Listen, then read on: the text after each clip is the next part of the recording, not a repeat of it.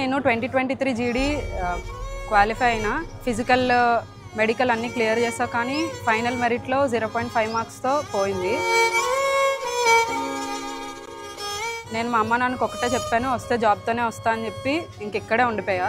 అప్పుడు ఏ ఇన్స్టిట్యూట్ బాగుంటుంది అన్న దీంట్లో శ్రీధర్ సిసిఈ నా ఫ్రెండ్ సజెస్ట్ చేసింది. నేను శ్రీధర్ సిసిఈలో జాయిన్ అయ్యి 1 ఇయర్ అవుతుంది. లాస్ట్ ఇయర్ సెప్టెంబర్లో నేను జాయిన్ అయ్యాను. బాగా చదివాను. తర్వాత జీడీ ఎగ్జామ్ రాశాను, క్వాలిఫై అయ్యాను. ఫిజికల్ మెడికల్ అన్నీ కంప్లీట్ అయ్యింది.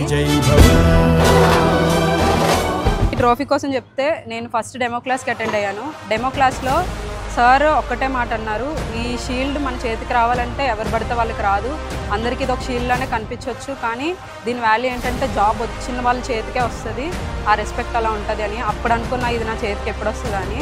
ఈరోజు వచ్చింది. చాలా ప్రౌడ్గా ఫీల్ అవుతున్నాను.